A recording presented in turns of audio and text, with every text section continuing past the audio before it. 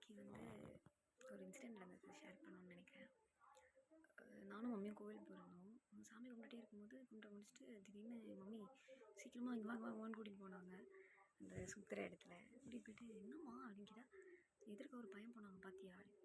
இல்லை பார்க்கல, என்ன ஆச்சு அதுன்னு கேட்டால், அந்த பையன் வந்து ஏதோ ஒரு பொண்ணுக்கு வந்து பொட்டு வச்சுக்கிட்டு இருந்தான். அவனுக்கு கல்யாணம் ஆகி ஒய்ஃபு வேறு, ஆனால் வேறு ஒரு பொண்ணு கூப்பிட்டு வந்து இங்கே கோவிலில் பொட்டு வைக்கிறான் பாரு அப்படின்னாங்க.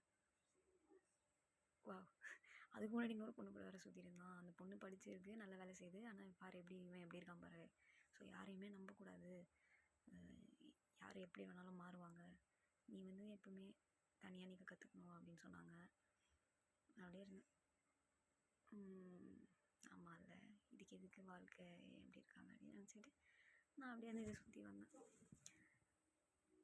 ஸோ இதெல்லாம் பார்க்கும்போது நம்ம மனநிலை எப்படி இருக்கும், நம்ம இப்படியே இருந்துடலாம் அப்படின்னு இருக்கும்.